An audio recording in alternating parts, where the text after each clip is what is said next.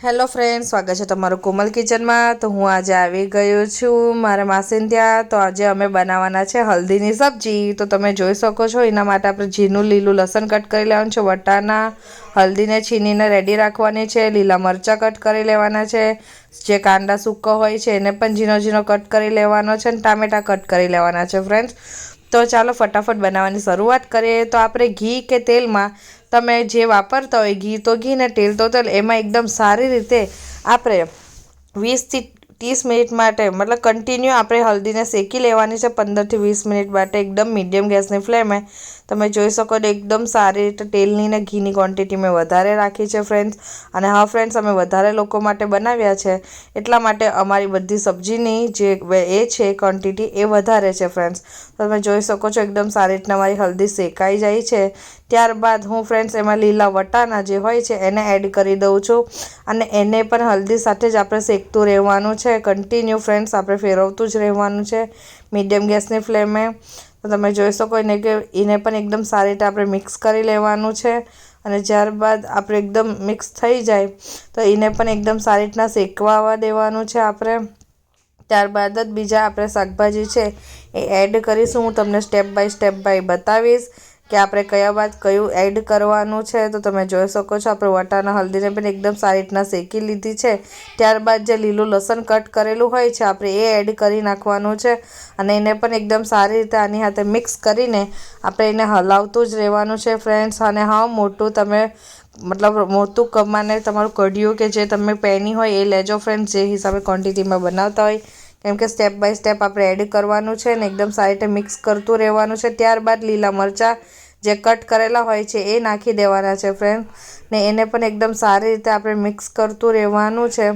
તમે જોઈ શકો એકદમ સારી રીતે આપણે એ બધા જે શાકભાજી છે એને એ જ મીડિયમ ગેસની ફ્લેમે આપણે શેકાવા દેવાના છે, એટલે એકદમ સારી રીતના શેકાય। જે ઘી ને તેલનું પ્રમાણ આપણે એટલે જ વધારે લીધું હતું ફ્રેન્ડ્સ, તમને જોઈતા જ હશો કે કેમ મેં આટલું ઘી અને તેલનું પ્રમાણ વધારે રાખ્યું છે।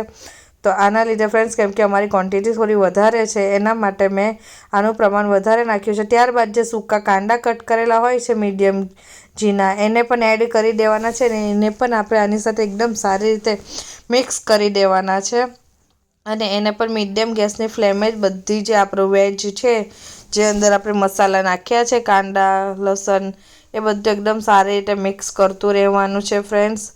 અને તમે જોઈ શકો છો એકદમ સારી રીતે આપણે મિક્સ કરી લેવાનું છે બધી વસ્તુ। ત્યારબાદ ટામેટાં પણ એડ કરી દેવાના છે, અને તેને 15 થી 20 મિનિટ બાદ તમે જોઈ શકો છો એકદમ સારી રીતે મારું આ બધા વેજ જે છે અંદર જે આપણે એડ કર્યું છે એકદમ સારી રીતના સિજાઈ ગયા છે। ત્યારબાદ આપણે મરચું નાખવાનું છે, બીજા કોઈ મસાલા એડ નથી કરવાના ફ્રેન્ડ્સ, ખાલી લાલ મરચું પાવડર જ એડ કરવાનો છે। હું મારા 4 ચમચી એડ કરું છું, તમે તમારા માપ અનુસાર કેટલું તીખું હોય મરચું એ પ્રમાણે તમે એડ કરી લેજો ફ્રેન્ડ્સ। હું ખાલી મારા માપ અનુસાર હું 4 ચમચી જ એડ કરું છું મારે લાલ મરચી પાવડર, અને ત્યારબાદ સ્વાદ અનુસાર આપણે મીઠું પણ નાખી દેવાનું છે ફ્રેન્ડ્સ। એવું ન થાય કે તમે મીઠું ભૂલી જાઓ। તમે જોઈ શકો છો એકદમ 4 ચમચી ખાલી મરચું જ એડ કરવાનું, કેમ કે હલ્દીની જ સબ્જી છે એટલે હળદર આપણે એડ નથી કરવાની ફ્રેન્ડ્સ। તો ખાલી તમારે મરચું ને બીજો કોઈ વસ્તુ એડ નથી કરવાનું। તમે ચાહો તો ધાણા જીરું પાવડર નાખી શકો, હું નથી નાખતી ફ્રેન્ડ્સ। તો તમે જોશો કે એકદમ સારી રીતે મિક્સ કરી દેવાનું છે, અને માપ અનુસાર મીઠું પણ નાખી દેવાનું છે। ત્યારબાદ એને 15 થી 20 મિનિટ માટે આ જ રીતે આપણે એકદમ સારી રીતના શેકતું રહેવાનું છે ફ્રેન્ડ્સ। અને ત્યારબાદ તમે જોઈ શકો છો એકદમ સારી રીતે બધા શાકભાજી જે વટાણા ટામેટાં એકદમ સારી રીતે મિક્સ થઈ ગયા અને સિજાઈ ગયા છે। તો તમે જોઈ શકો છો આ રીતે આપણી હલ્દીની જે સબ્જી છે જે શિયાળામાં ખૂબ ખવાતી હોય છે ફ્રેન્ડ્સ, એ આપણી સબ્જી એકદમ રેડી થઈ ગઈ છે। ત્યારબાદ આપણે જે ઝીણા કટ કરેલા કોથમીર હોય છે એટલે કે ધાણા, એને ઉપર નાખીને એકદમ સારી રીતે મિક્સ કરી દેવાની છે ફ્રેન્ડ્સ। તો તમને આ રેસીપી કેવી લાગી એ મને કોમેન્ટ કરી જણાવજો। મારા આ વિડીયોને લાઇક કરજો, ચેનલને સબસ્ક્રાઈબ કરજો, અને બેલ આઇકન ક્લિક કરવાનું ભૂલતા નહીં, તો મારા નવા વિડીયો તમારા પર આવશે। તો ચાલો ફ્રેન્ડ્સ, તમે જોઈ શકો છો એકદમ સારી રીતના જે શિયાળામાં ખવાતી હલ્દીની સબ્જી હોય છે, એકવાર જરૂરથી ટ્રાય કરજો, બહુ જ મસ્ત બનશે ફ્રેન્ડ્સ, અને ખૂબ સારી હોય છે આ શિયાળા માટે। તો તમે આ સબ્જી બનાવવાનું ભૂલતા નહીં, તમારા ફેમિલીને ખવડાવજો। ચાલો મળશું, બાય।